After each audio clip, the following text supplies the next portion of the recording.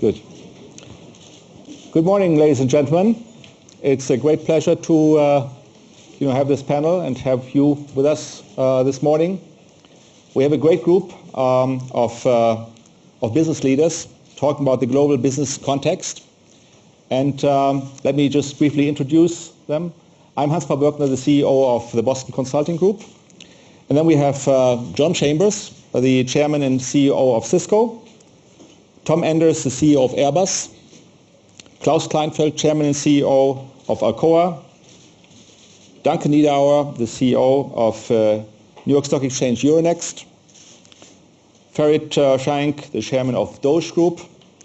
And last but not least, Patricia Wirtz, the chairman, president, and CEO of Archer Daniels Midland. We will talk about the global business context, and I asked the different business leaders about their perspective on, not just the world economy, but how they do in this very difficult business environment. The opportunities, the challenges, and what are the key changes they do in their strategies, their organizations, their operations in order to make it work. As some of my colleagues are in their quiet period, they will publish results for the last quarter and last year in a few days' time, or next week, or in 2 weeks' time. They will have to avoid any specific questions on their specific results, and I hope you bear with them. So we'll start with a series of opening remarks, then have a discussion within the group about the key opportunities and challenges, and then in the third part of the discussion, we'll open it up to questions to the audience. So, and I would like to start with Klaus, with you, and have your perspectives on your specific business and the world. Yeah, I think when this panel was put together, the big question was, as always in Davos, what's new? I mean, how do you all have to reshape your business? And frankly, I think there are a couple of new things that have come out more strongly, but there are also a couple of things that we have to remind ourselves of to not forget.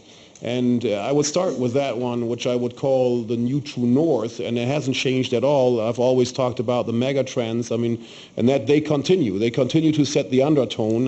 We're going to have 3 billion people more on this planet very soon. Almost all of them are going to live, or the majority is going to live in urban environments. That is changing drastically. We're going to have a big amount of middle class. And that sets a true new north for our companies. That is still there and will be there for, I would say, at least the next 20 years.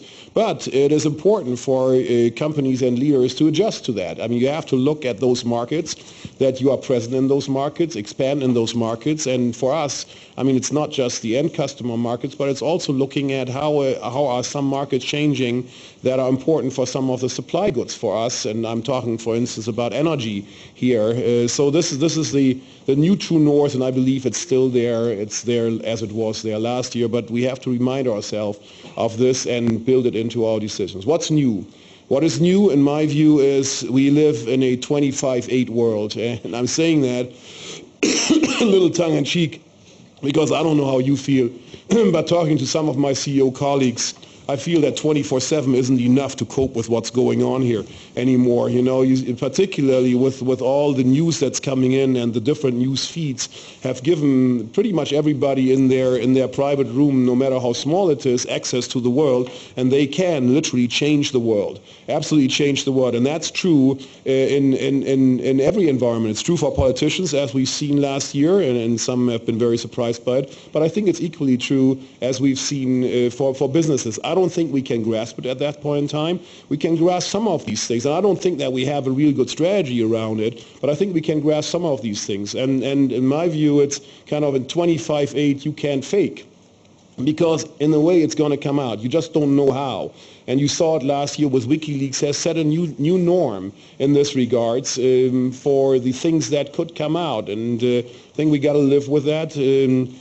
The question it brings back is you literally have to, wherever you go, you have to earn your license to operate. And you do it through your actions. And it brings the fundamentals back. And I think you cannot You cannot believe that even you have an issue somewhere, you can brush it over and be nice and move on. I think if the fundamentals are problematic, they will come out. So you have to work very, very closely with your customers, with your employees, have a very active communication policy around it, and literally make sure that society understands how do you add value. And it starts with the simple things. If your employees don't believe that you are adding value, I think you've lost the battle. If your customers don't speak positively about you, you've lost the battle. So the other thing that's new, and we saw it very painfully last year, is the volatility. The volatility that we see throughout the world. Metal price dropped by 28% last year.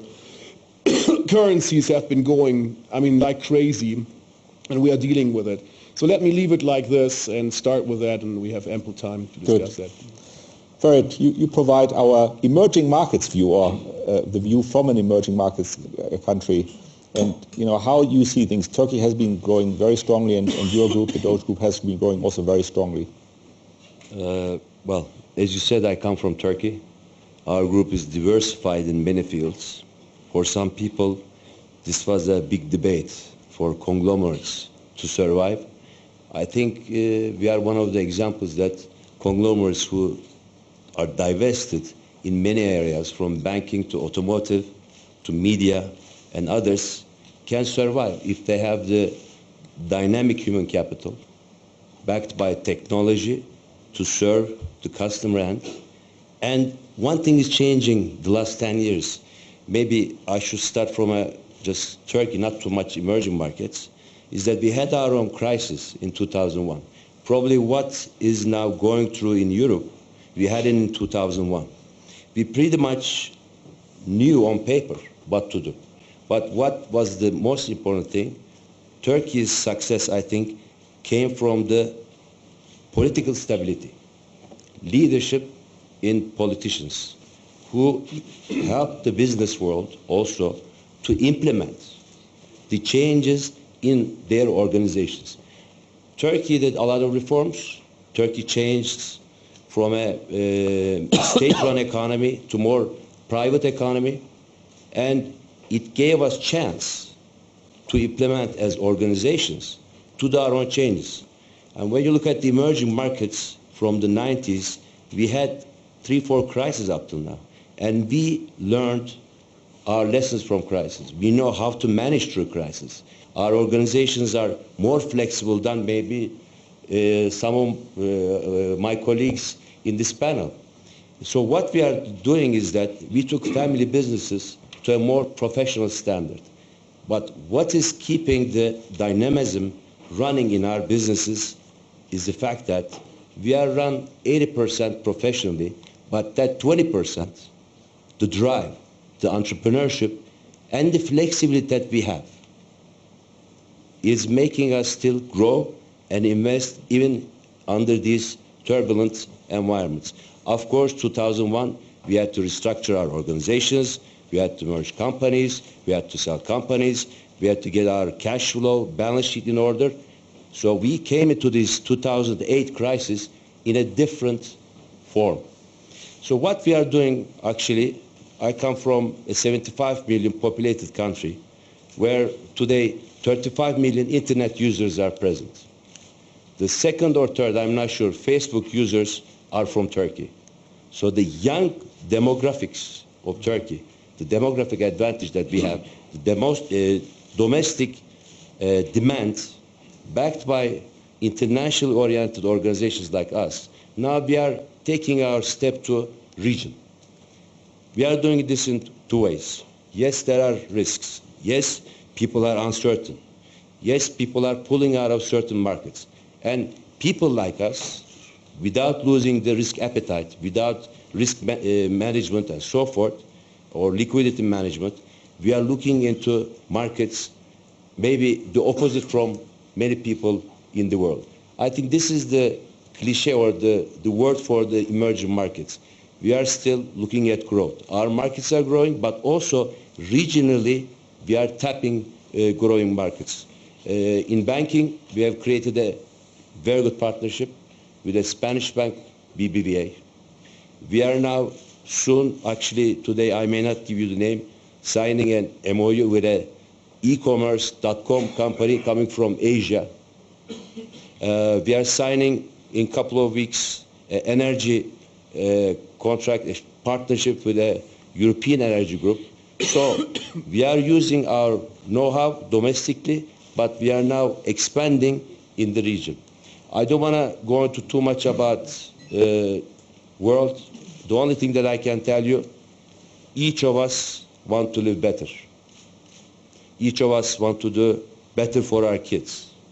So I know that with the collective wisdom, the world is going to get better.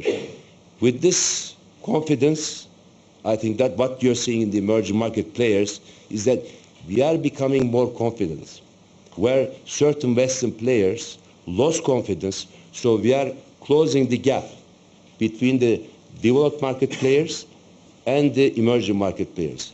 But one thing should not be forgotten. Success should not bring too much optimism, and we should always look at the world as one, not as developed world or emerging markets. Thank you. Thanks. You encourage us to jump in as we go.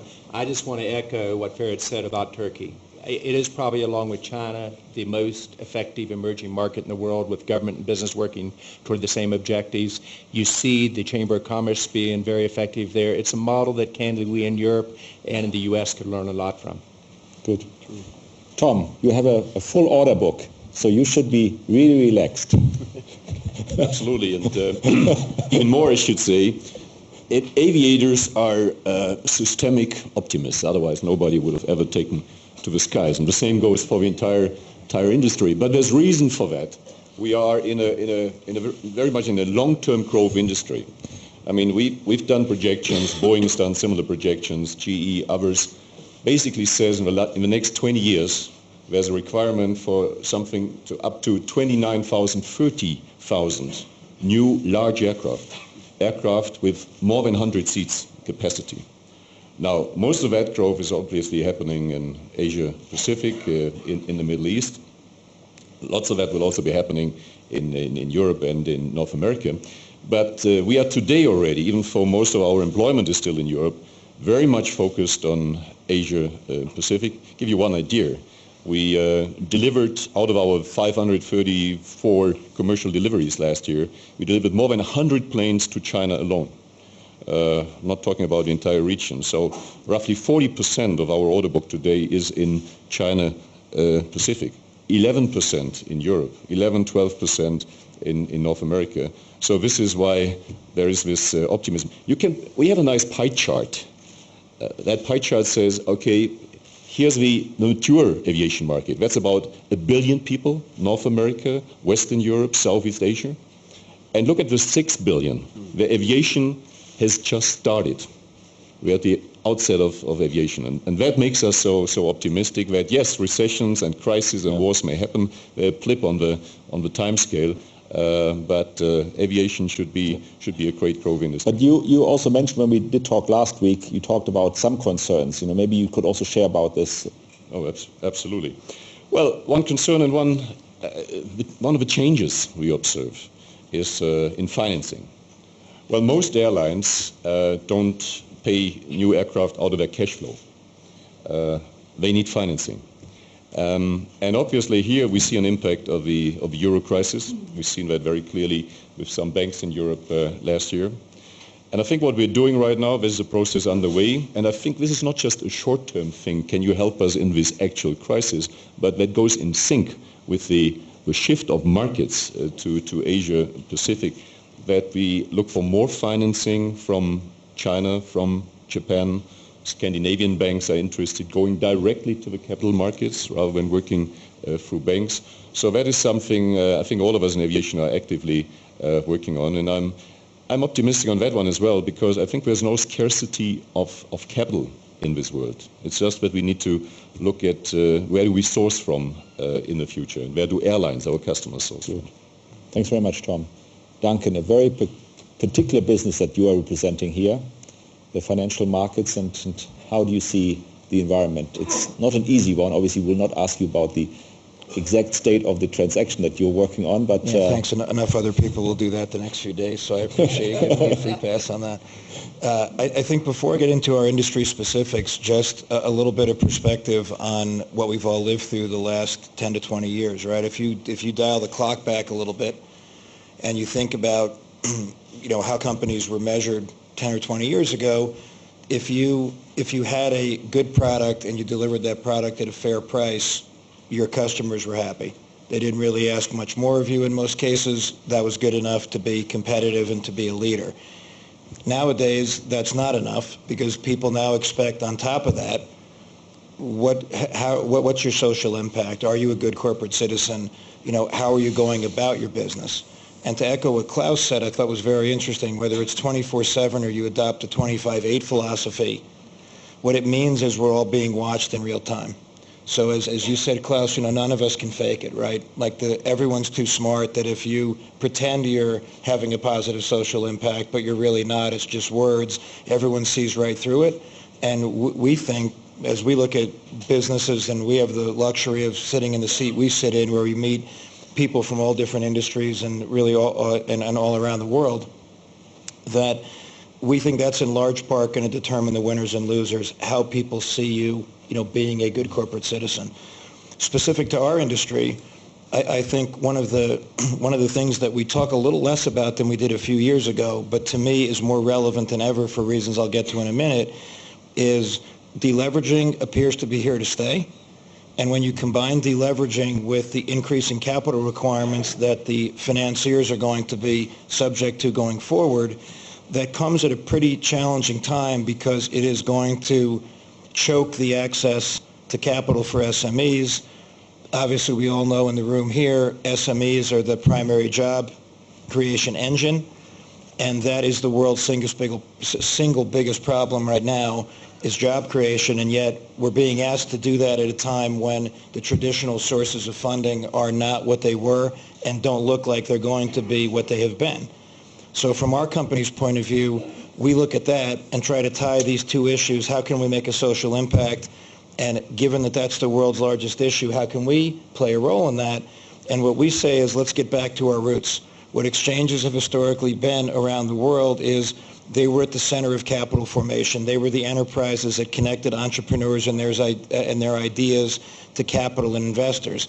And if we can get back to doing that successfully, and some of that's going to be harder in certain places because it may mean you have to dial back legislation or reinvent legislation so that people think it's an attractive alternative again. But you look at a place like where we're sitting in Europe, where 70% of the financing has come from the banks for these SMEs.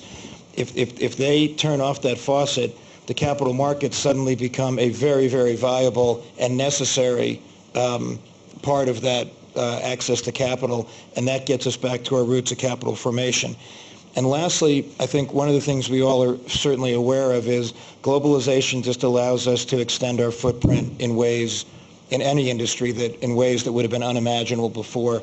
The technology revolution, what an enabler. If you had thought about the classic New York Stock Exchange 10 years ago and where we'd have a footprint today in all regions of the world, Asia, Europe, Latin America, Eastern Europe, a growing presence in places like Africa, it would have been unthinkable. And it's just easier and easier to do that. And I think if you tie that all back, it means that we can take this job creation initiative on in a way where we can make a difference globally because we operate so many markets around the world that I think few companies would be well positioned to do it with credibility. And if we get it right, it will be a collaborative effort because we can't do it without all the companies and without the various government officials. And then it gets back to where I started, which is then you can really measure your social impact. Great. Thanks very much, Todd. Thank you. Pat, again, the global business that you're representing, but a very different business from the others. So how do you see the world? And how do you Well, see I was very the world? impressed with my colleagues starting with the long term, or quite a few of them, because I think the long term, it's often when you have difficulties in the short term that you lose sight of that. Certainly with world population growth and with wealth creation and the middle class growing, that is an inevitable trend. Population growth is actually an inevitable trend we see. And as a company that worries about how the world will feed itself, a food company, an agricultural company, we see that agriculture has a huge opportunity to contribute to that growth in population and the good of the world that will be needed to be able to provide food and energy. It will be done by infrastructure investments, investments in different parts of the world. Technology will help. A variety of things will help. If you think about where that population growth is, if you had a map of the world and where all the population growth is and where the crops in the world are grown, they're very, very different. So a company like ours looks at the long term and this interconnectedness in connecting the harvest to the home. So it's important to be a global company, be everywhere, try to be part of what a footprint will be when there's difficulties in parts of the world, whether it's weather-related, drought-related, flood-related, civil unrest-related, to be able to serve your customers' needs from somewhere else. So what's new about that, what's different in the short term, is probably volatility, but maybe in a little different way than what even Klaus and others have talked about. We see volatility in the commodity markets now being, and commodity and agricultural commodities, being driven by things other than the fundamentals, other than the basic supply, demand, or weather issues or things that I talked about. But difficulties in Europe in capital markets affect. There are different people investing today than those that moved in the agricultural commodity markets. So you really have to have this bifocal vision that allows you to keep the long term in mind, all the importance about growth, all the importance about the importance of agriculture and food to serving the vital needs of the world, but at the same time the short term challenges by region and by area are quite important. I think the one thing that's different maybe in our industry is it resets itself twice a year. It's a renewable commodity in the northern and southern hemisphere, is planted every year, once in the north and once in the south. So twice a year you get another look at supply in a way that maybe other commodities or other businesses don't have that reset or that ability to reset. And the fundamentals truly work with farmers. They're attracted by higher prices. They will plant more. They will use technology, fertilizer, the things that help make them more productive, sharing best practices across the globe. Waste management is something we've talked about that's quite important. So again, short and long-term issues, but volatility is a big one. Great. Thanks very much. John, the technology industry, lots of changes very fast. Within a few quarters, some have really lost a lot. Be a hero or a villain. Exactly. So short-term, long-term, Sure. the big challenge for you. Well, I'm going to kind of summarize it based on what Klaus through Patricia have said. What we're all saying on this panel is we're in a period of rapid market transitions. They're economic transitions, they're major technology transitions, they're absolutely industry consolidations going on. And one of the most basic transitions I think going on is how we reinvent ourselves as companies. You've all seen statistics, and we refer to it differently up here, but the Fortune 500, the average life expectancy today is 15 years there. What it says is during these transitions, if you do not change, you get left behind. And there's a tendency during an economic challenging time to do what? Hunker back, cut back, be hesitant, just continue doing what you do before. And if you're a competitor, that's exactly what I want you to do. But if we're talking about this as businesses, this is exactly what causes you to fall behind. We had 100 great competitors in the 90s, early 90s. All but 2 of them are gone. We had another dozen that were really tough in 2000. All but 2 of them are largely gone. And the same thing will be true a decade from now. The question is, does Cisco make that transition? We're trying to transition in our industry from talking about boxes and routers and switches, which I get excited about, Patricia, but you don't. It's how you use this technology around collaboration, around cloud, around video to drive productivity at 5 to 10% per year, change healthcare on a global basis, change how you bring expertise to your customers, change your innovation cycle, etc. And in the technology industry, those who make that transition will lead. Those who stay doing it the way they used to will very quickly fall behind. We've been through a transition this last year. We usually see things, unfortunately, 2 to 4 quarters ahead of our peers, and we've done that through each of the challenges, and we changed our company. So I think the key here is about reinvention. It's about not using IT, but business technology as you go forward. And to echo what one of my colleagues said, as you do this, corporate social responsibility must go hand in hand. Those who have been successful in business usually have done a very good job on corporate social responsibility. We spend 3.75% of our pre-tax earnings on corporate social responsibility. That's $290 million a year.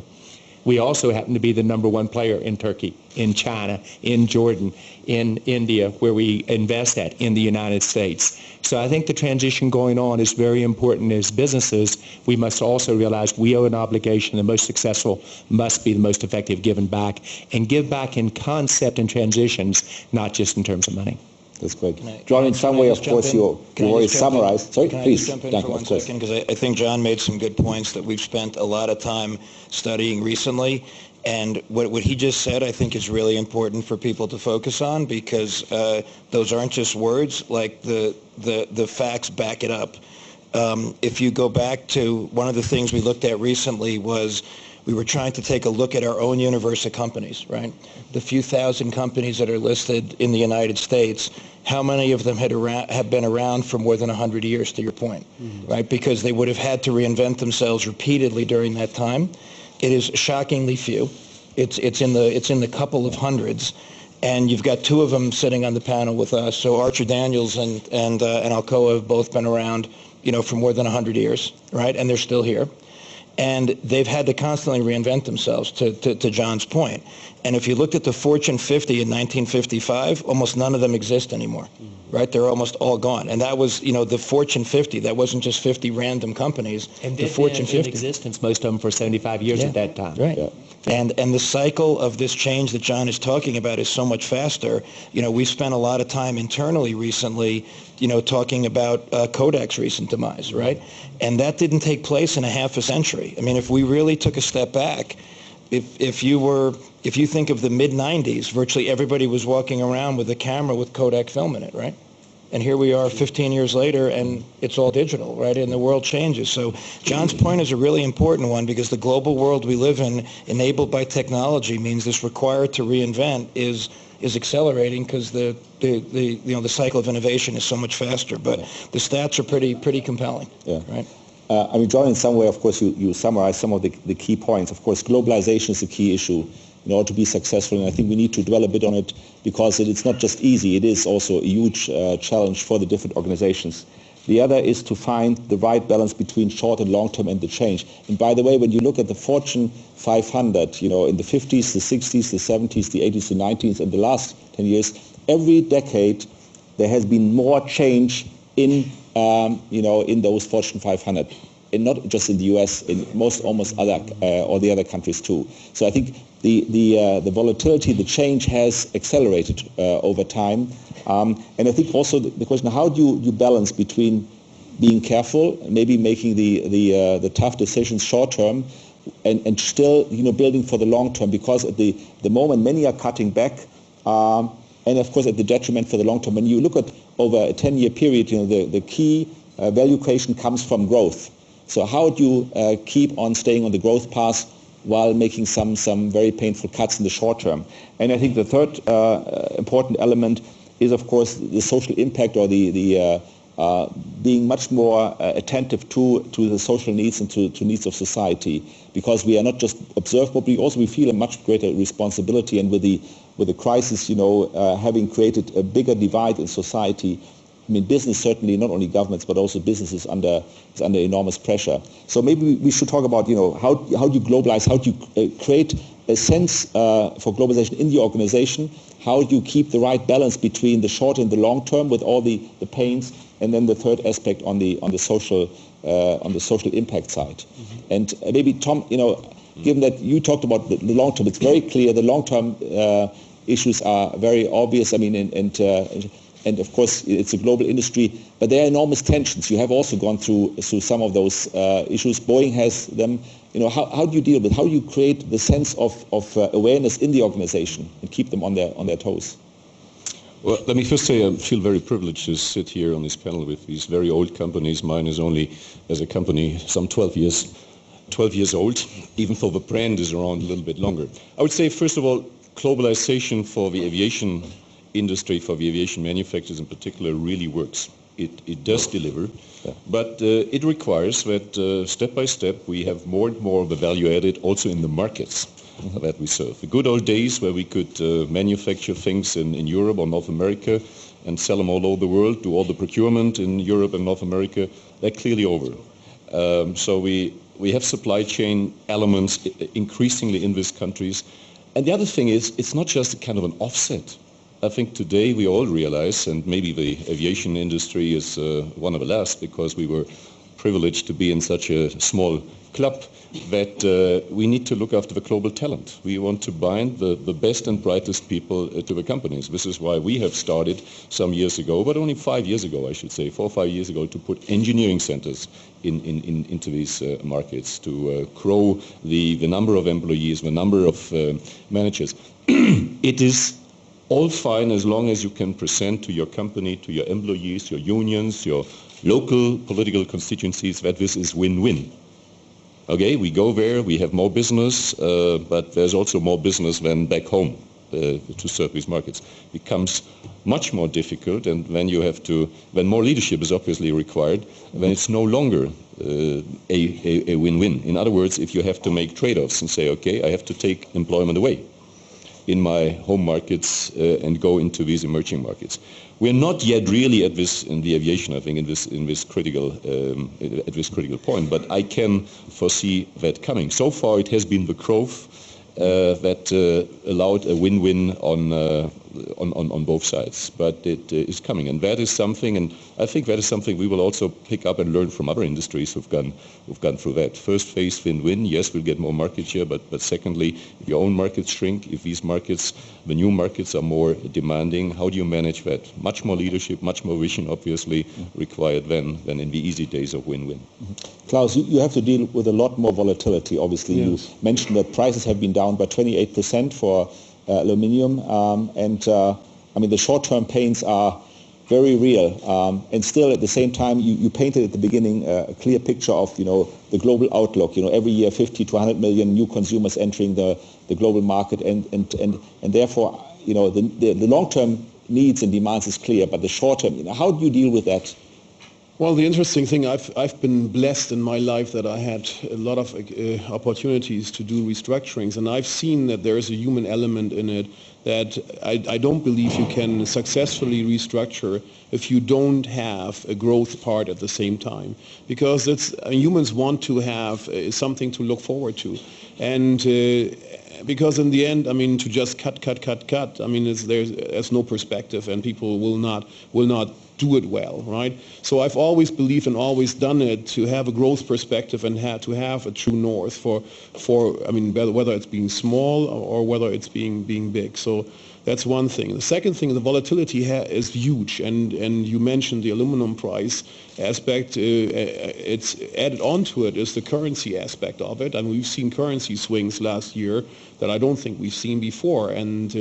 And as we are in an industry where our end product is traded in dollars, but the input costs are in Brazilian real, Australian dollars, Canadian dollars, euros and dollars, US dollars. So there's a lot going on there. I think for us it has a couple of implications. Number one, you have to build a little bit of a bigger buffer. Cash is king.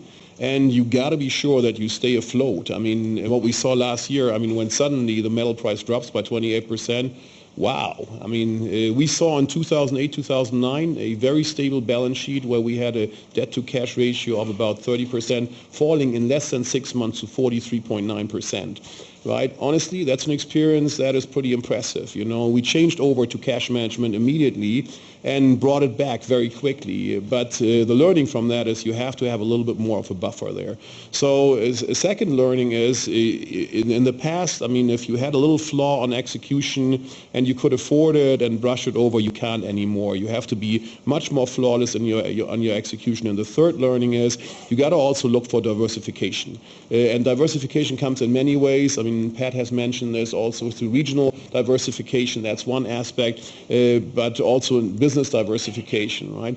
And then last but not least, I believe, and I've believed it for many, many years, that in today's world, the only sustainable competitive advantage is the talent base. It's your employees. It's your people. You have to do an outstanding job to select the right individuals, and you have to select them by not only being great in their performance, but also being good in working together. Nobody is perfect, but a team can be. And the third thing is you have to be much, much more conscious on the value side. I mean, we've always praised ourselves, and I believe, by the way, that that's one of the determining factors how companies can survive over a longer period in time. I don't think they can survive if they are not truly and in the essence a values-based company, and if they haven't got a good capability to attract the best and brightest. Great. Farid, you have emphasized, I think, the restructuring needs in 2001. So you have gone through the crisis. I mean, what are the lessons that you would say, you know, other companies, I mean, in Europe, but also in the rest of the world can learn, making the painful decisions in order to really build for the future? Is that something where you feel, you know, your lessons are, you know, the lessons also for others, which could be applied now? Thank you. Obviously, for us to change, we needed a sense of urgency. And this had to be communicated within the organization. So the type of change you want to do on paper could be actually implemented in the workplace. I mean, you can make a decision at the top, but the people who are going to make the change are the people facing the customers. They're going to give the answers about why the company is doing this and that. And you have to give leadership within the organization to do this, maybe sometimes the crucial hard jobs. But beyond that, I think for this change to occur, I think what is important, like it happened in Turkey, country was going through a change. It was not only a financial crisis, it was a structural change. Mm-hmm. So if this did not happen, I think maybe even our company would not need to change, because at that time, that type of working environment, we were doing fine. So when the country started changing, when the leadership, the political leadership decided that this type of economic environment with this structure could not go on, we also had to adapt to it. I think the first thing is that macro picture, the government is very important. Secondly, the communication of crisis is very important within your organization. Thirdly, you have to really show quick gains to your organization. Otherwise, the believers whom you're preaching to, they will start falling to pieces. As I think everybody knows in business, you can always find money. But the belief of people, the trust of people within your organization, because in this type of periods, nobody's looking at elsewhere. They are looking at the leader. Leader has to stand on the truth. I think the communication of this is very important. I come from a family business, and at the time of the crisis, unfortunately, my father passed away. So our thing was I'm the second generation, so there were a lot of expectations, unexpectations, beliefs and non-beliefs towards the new guy or the new leadership and his team. So this was a little bit challenge for us. I think for the change to occur, you have to walk the talk, and this is what we did. It was easier for us to change because we were not a public company. No investment banking or no capital markets were measuring us. There was not much critics towards us, so we could make the change. But I think when you become a public company, and our holding company is not public, it's a different ballgame. You can take a little bit different decisions.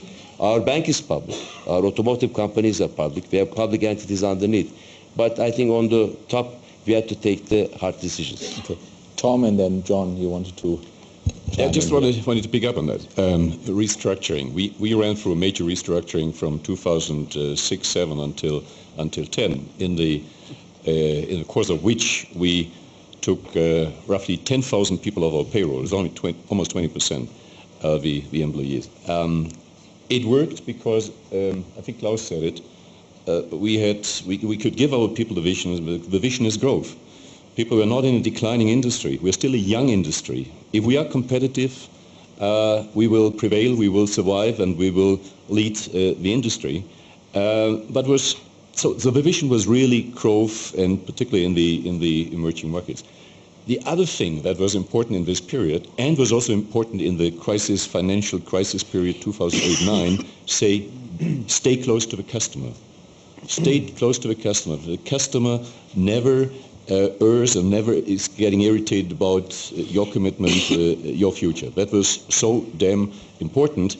And also the supply chain, so that the supply chain does not come up with their own guessing of what the future will be. If you keep that, stay close to the customer, keep close, inform the supply chain, have a dialogue with the supply chain, I think it's very important through restructuring periods, but also in periods of immediate crisis. John? Key takeaways, you asked for the playbook. It's pretty simple, and we all worded it in different ways. The first is, when it's an opportunity or a challenge, be realistic on how much was self-inflicted, how much was macro. Second is... And it's mostly self-inflicted? It varies by situation. No, not necessarily. But you want to be realistic. What's the trade-off? The second thing you want to do is determine how long you think it's going to last and how deep it will be. And that's whether it's a market transition, technology transition, or economic. And it usually is deeper and longer than you anticipate. The third thing you do is, I think several of my colleagues painted very well. You paint your picture of what you want to look like when you come out. You communicate it to your employees again. And the fifth thing is you stay close to your customers. That's the playbook for all of us. However, Ferret, I thought you were very modest. Every one of us, whether we're public or private, if you make the decision what's right for your company long term, it shouldn't matter which one you're in. And you might face a little bit of heat from your shareholders in short term, but if you do your job right, every decision you make is 3 to 5 years out. Almost no decision you make has a huge impact for the next 6 months. So I think the playbook's remarkably replicatable. But I mean, obviously you're in a business where the demand can only grow. And so you should be less worried. But I mean, what are the short-term challenges and you know, the trade-offs between short-term and long-term? Well, while we say it can only grow, it doesn't grow in a straight line. So you have the fits and starts, and even though it's a cyclical business often, just as John said, to be realistic about when you're in the low part of a cycle, what you can do, what you can control versus what is part of the macro environment is a debate that you have to have, and you have to have it in a healthy way and an honest way. We talk about earning the right to grow. And so in the organizations that really have understood the macro versus the self-inflicted, have really analyzed the people that are very good at that, to understand as you go through cycles, they've earned the right to grow and do so even in down cycles. So we allocate more capital and invest more capital even in down cycles for the long term, particularly those areas and those managers that have understood that and have earned that right. Duncan, how are you dealing with the, I mean, obviously the long-term prospects are, I would say, still good, you know, despite the, you know, the challenges at the moment. But I mean, there are enormous short-term challenges. Right, but I think we're perhaps being a little too pessimistic. I think if you look at, I know it's, I think I said last year or the year before, boy, if you come here consistently as an optimist, and this place can wring optimism out of you in 3 or 4 days, right? You come here as an optimist, and if you leave an optimist, you're in the minority.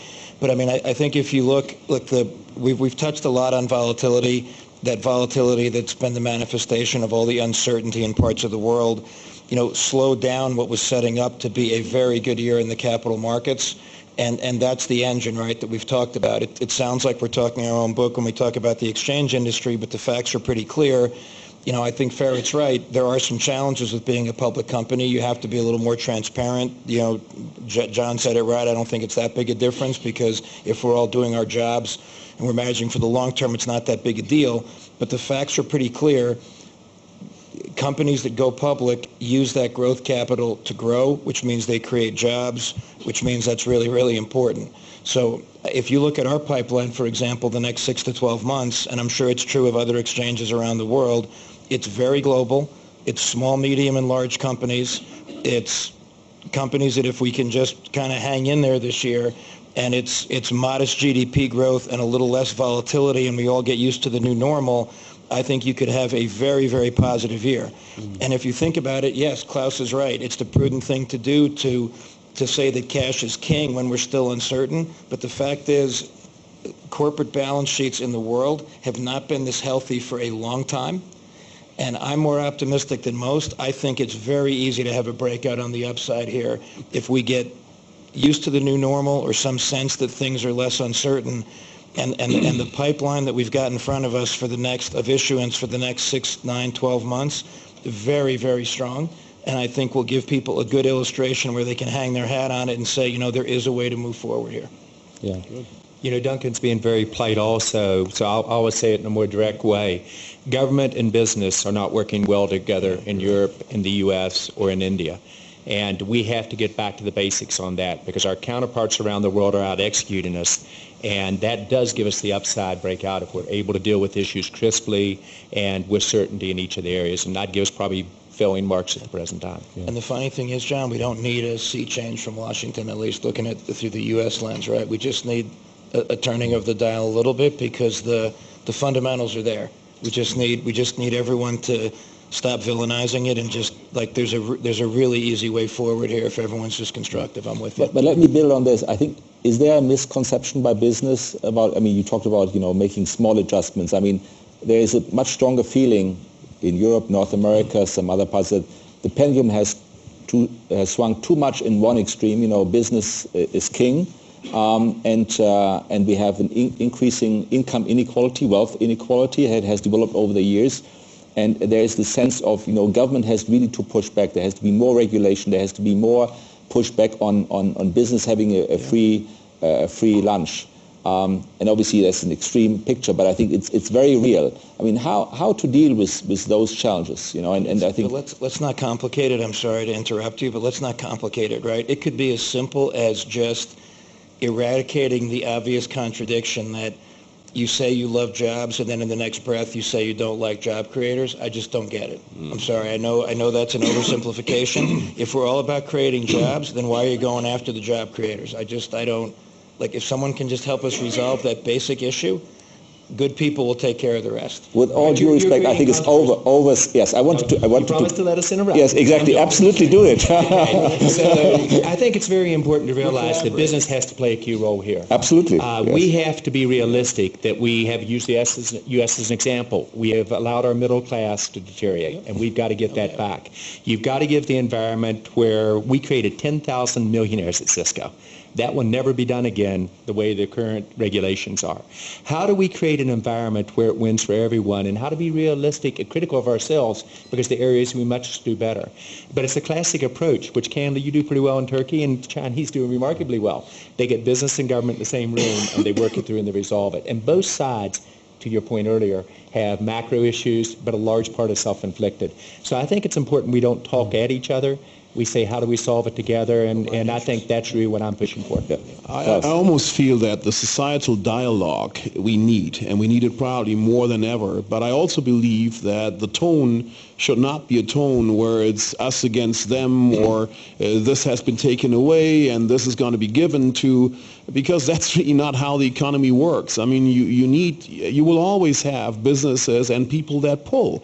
And if you don't have them in your economy, you won't have jobs, you won't have businesses, right?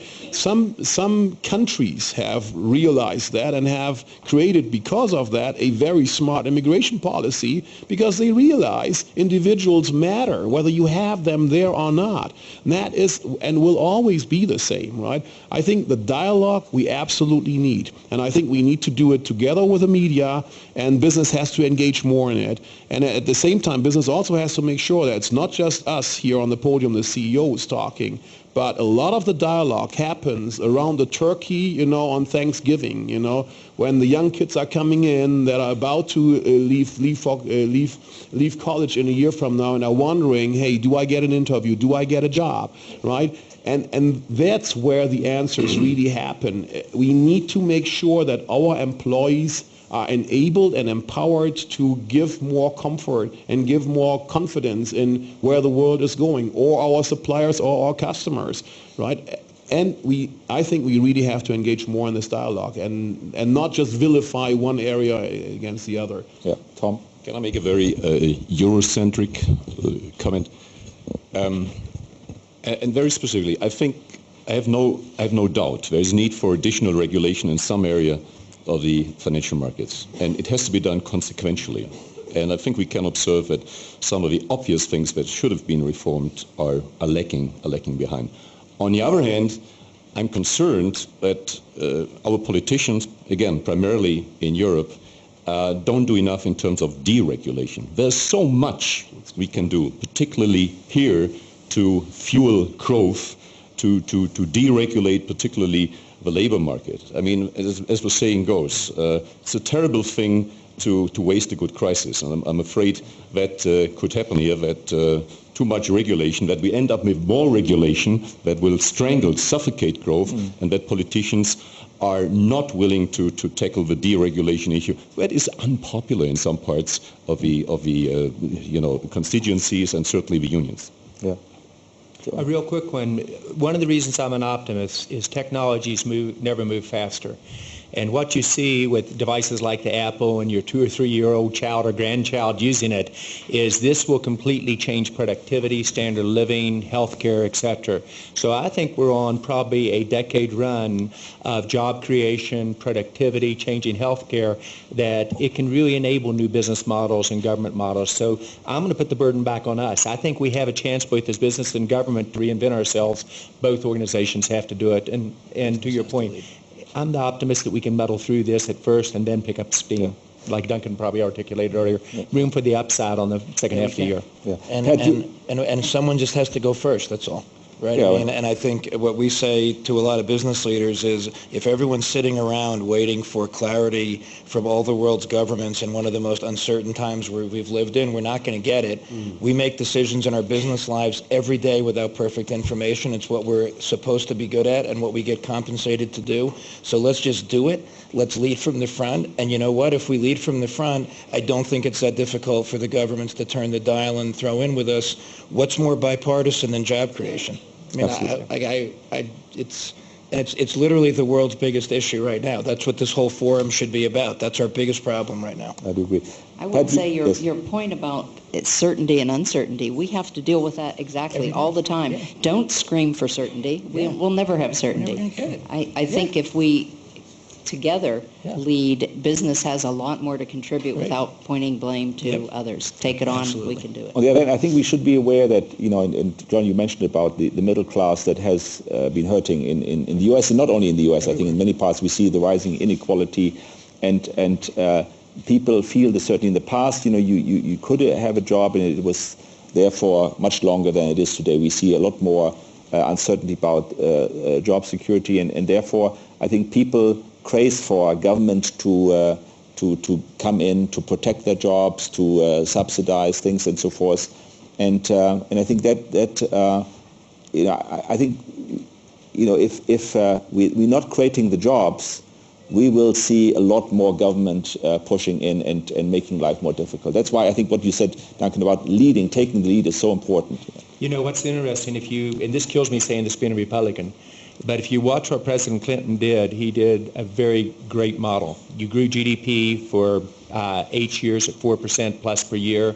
You created 22 million jobs. Of those 22 million, 92% of them were private sector. You had very good cooperation after a slow start, but very good cooperation between business and government. And I think we need to get back to, regardless of your political views, that type of basis around the world. Absolutely. And Pat, just on you, I mean, given that you have your product is a very social product, if you like, in many ways.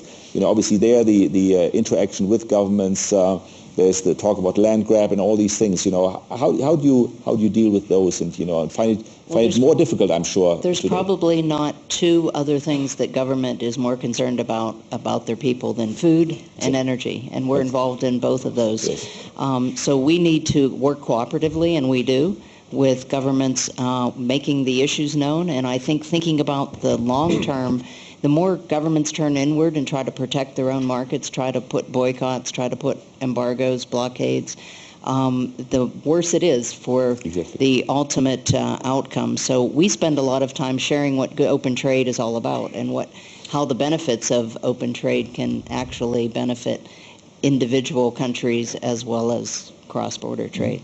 Very good. But I think, Hans, there are so many answers to those questions. I mean, if I just think on some of the things that Alcoa is doing. I mean, we are investing currently $11 billion in Saudi Arabia with a partner. This is going to create 5,000 jobs in the area of the east of Saudi Arabia, where youth unemployment is the biggest issue. I was just there. The biggest Absolutely. issue. We've now started, as this thing is coming along, and I've just visited before the holidays, we've now started to ramp up the hiring process as well as the education process. I was very concerned about how would the educational and the attitudinal level be. So we're starting a vocational training, which is a little bit like what we've seen in the German environment, right? I tell you what, it is absolutely amazing because there is this human thing. When you give people education, they just flourish, right? When I go to Brazil, where we are big time invested, and we've built our Brazilian system, when I talk to the normal shop floor employees, I tell you, it's not rare that I meet somebody who says, if you hadn't come here, I would not have had the chance to learn to read and write. It's not rare. And these are the things that we are seeing literally every day, right? And in a way, this message has gotten lost, right? And I think that's where Duncan was coming from. We need to make sure that it's well understood and at the same time but we got to work together. In the U.S., we have done with very little things. We've brought back the re-education process. For instance, we have shortages on welders in the U.S. We have shortages on industrial maintenance specialists, right? So we have started programs with community colleges where we offer these type of courses and allow people to go in there. Huge success. The costs are almost minimal, right? But they give people an opportunity to upgrade their skills, do it partially inside of the job, partially outside of the job, and increase their employability. And literally, what can you give today more than employability? I can't guarantee, how in 10 years our business is going to look like. But I can be helpful in bringing the skill level up so that they are more employable. Good. Let's open it up to the audience. Sorry, Farid. Going back to the regulation side, unfortunately, regulation in certain countries and what took place in a couple of years created the regulators to be very tough than they should be. And what this is bringing in one of our sectors, financial services industry, and as a believer of globalization, for example, some of our entities overseas, unfortunately, even though we have a better balance sheet, even though we have a better liquidity management, even though we have a better capital adequacy ratio, we are being treated unfairly. And this regulation is creating what we don't want in the world for the globalization, protectionism. And people like us who want to grow, who want to not only bring values, wealth, job creation only to our country, but to the region, to other countries as well, we are being treated as very unfairly. This is just a warning. Okay, good. Let's open it up to the audience. And, when we have questions, it is a single sentence with a question mark at the end. And no, great statement. So one sentence with a question mark at the end, and please introduce yourself also in 3 words. Please, so who? John Manley from Canada. Last night, President Obama promised aggressive action against those who compete unfairly and said that if the playing field is level, America will always win. He said that he would reward companies who created jobs and punish those who outsource jobs. Impact on global business conditions? Question mark. So who wants to take this on? John, I'm sure you have also listened at least to parts of that. What's your reaction? I never get confused with comments that go on during an election year with what long-term needs to be done. You can't put a wall around a city or a country and keep people in that, capital in it, or others. I think in the U.S. we have the opportunity in front of us to be very competitive on a global scale, and is probably one of the very few high-tech companies that have been around for 25 years. The majority of our employees are still in the U.S. But we've got to create an environment that allows us to address future growth in the U.S., which I want to do badly, of which repatriation is just one more example of where our government is out of touch with every other major development in the world. So I think what we have to do is say, how do you create an environment where it's predictability in the jobs that you add? And I think whichever political candidate this next election year is able to generate the confidence of job growth, that's probably going to be the one who wins. Okay, Pat, do you want to go I ahead? just wanted to say I flew in this morning, so I didn't see the speech live, but I read it on the 3-hour trip from Zurich, and I think there was a lot about the future vision that even links to some of the things we talked about here of trying to have business and government grow jobs together.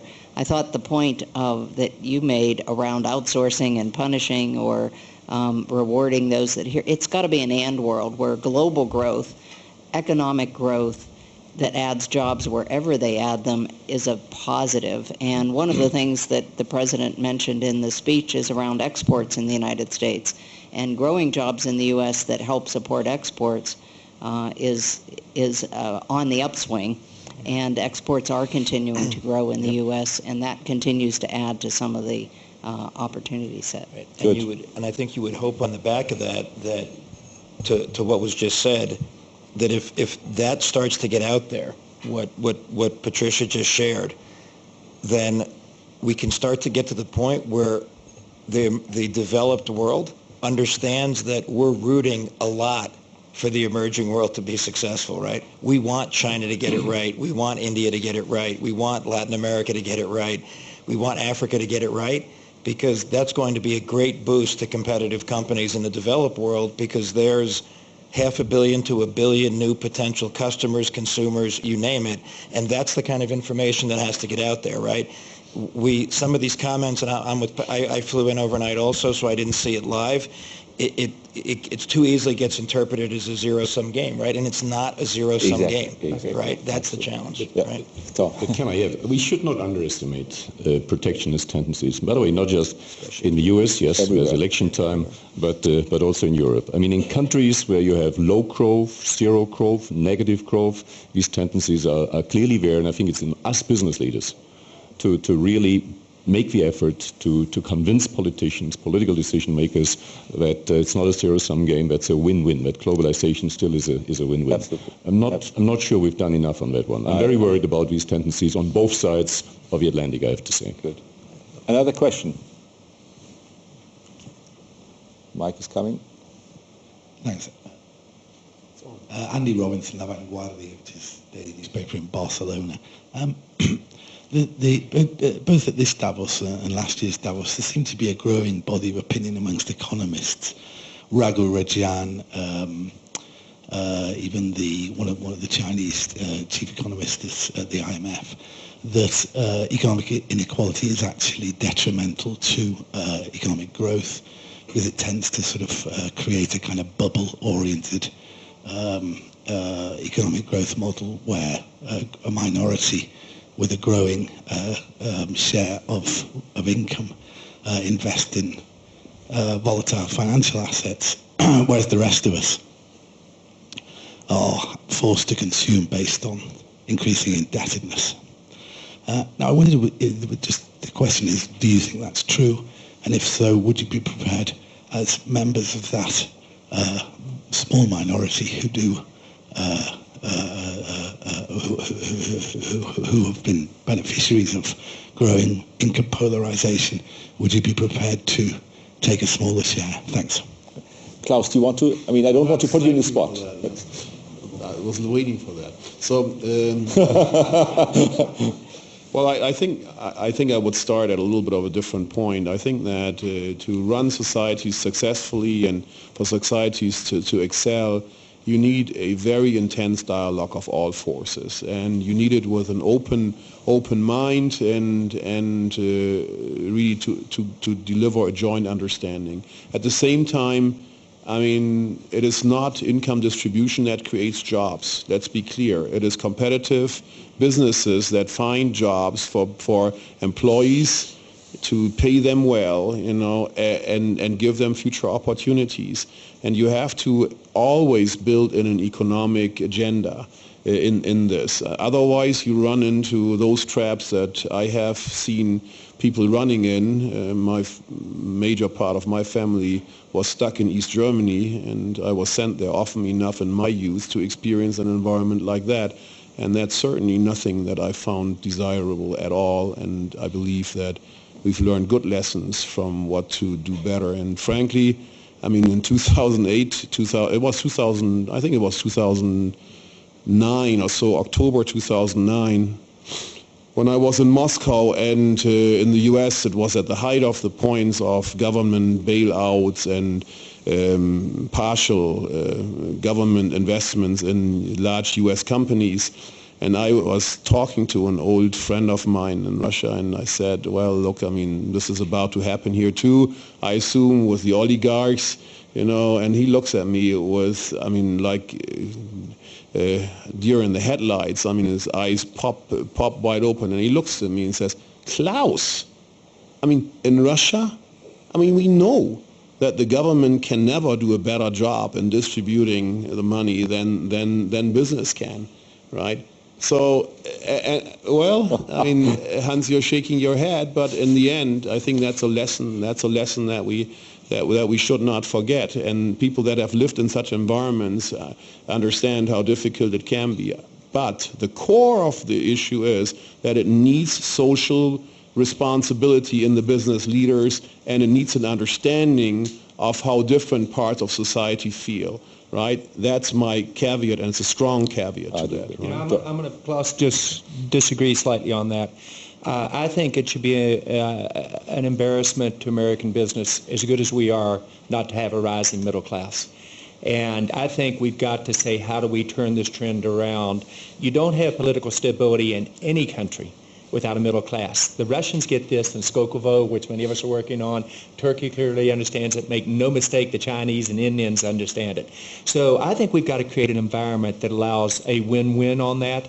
And I think the old definition of capitalism by itself is not the future. It's how do we create an environment where the majority of the citizens in a country in the world win together. And actually, technology probably knocks that down for the first time.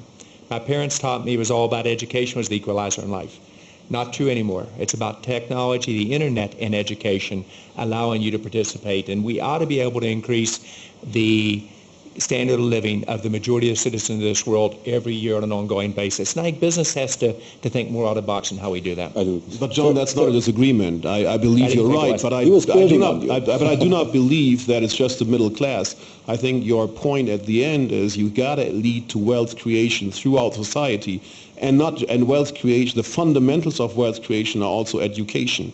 So in a way, wealth creation is like looking in the back mirror, right? You at the same time you have to bring in the substantials, which comes through education. Ferit, you give us the Turkish perspective, because there obviously, the development has led to a rising middle class. Yes. I'm not sure whether the income inequality has really improved, but I don't think it has worsened. I think with the strong economic growth. It has not worsened, but still, ratio-wise, we have more to go. We have to do better. And the whole picture is not very different from US, Europe, or anywhere in the world. Middle class is very important. And I also believe that because of the last 8 years, that economy started growing, that's why the middle class started growing more. So, of course, the business have to be socially responsible. We can, I mean, you can see the old pictures of a factory owner or a boss, fat with a cigar, just looking at the employees from a different perspective. Those days are gone. I mean, capitalism should find a mix with socially accepted way of doing business as well. And I think this goes through touching the people, doing the right things, not treating the people badly, and being socially responsible in the public. But we talked all about this problem. One thing we are missing, the duty of media. Because sometimes, unfortunately, in these countries, media is showing or creating us against them type of things. I mean, the last 3 years, who are the most hated people in the world? Bankers. We all live in this society. People made mistakes. But look at the also the contribution of banking system or financial system to this world. So for the wealth creation, for the capitalism to be understood rightfully, I think the communicating of realities without distorting pictures or creating enemies is also will create a climate where we will have the right timing to do things better. Otherwise, politicians are being squeezed, business leaders being squeezed, there is a push from the social pressures, and I think media will play a very important picture in this, doing the right communication to the public. Absolutely. We have a lady over here. Can you get us her mic? Thank you. I'm Jasmine Whitbread from Save the Children. It's interesting that the conversation has now turned on to social responsibility, really prompted by a question from the audience. And also, I was listening before, the tone can sometimes come across as a little plaintive in terms of, we are doing a lot of good. Why don't people understand? You know, why doesn't the media tell the story? Now, I happen to know that a number of your companies are involved in very impressive multi-stakeholder initiatives to tackle really big issues in the world. And yet none of you chose this opportunity to really even mention any of those, even in passing, focusing instead on more of the short-term, and the leadership challenges generally. And I just wondered why you think that is and whether you might want to mention a couple of them now. Actually, it's not quite true. I think the social question came up very early in the statements, if I may correct you. But if you look at it, and I'll just use Cisco as an example, and each one of us could paint our picture that way. I said earlier we gave 3.75 of pre-tax income on corporate social responsibility. Bear with me, let me finish. And one of the reasons I go to Davos is the ability of business and government and NGOs to all work together toward a common goal. Our Network Academies is the #1 education in the world by private sector with 1 million students in that, in 160 countries working very closely together.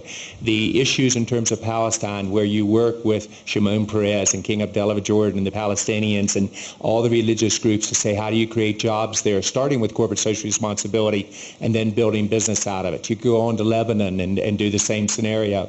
In China, after the terrible earthquake in Sichuan province, the ability to go in and work at the invitation of the State Department and the Chinese government to rebuild that part of the country with healthcare systems that last and education systems that last. And do the same thing after Katrina down in Louisiana and Mississippi, where we spent $90 million, but more importantly, made a difference in the education system. It took NGOs working with government, working with business, and I think that's what the WEF is all about. It's how do we bring together these ideas and solve them together, because one of us solving it by ourselves clearly does not work. I think all of us are hesitant because when we talk about it, it looks self-serving, but I give you the chance. I thank you for the opportunity to perhaps summarize it. That's right. I mean, probably what you say, do good things and then talk about them. And we have been maybe a bit more reluctant, although, as you know, I mean, the BCG is working very closely with Save the Children. And I think all of you, I mean, like John has mentioned, Pat Duncan, Tom Ferret, and Klaus, I think they are all engaged in local groups and in regional groups and in global groups. And the key thing, the key point being that it's the key point being that it's not about, and I know you moved on, it's not about just philanthropy, old stuff, it's about what you're doing as core to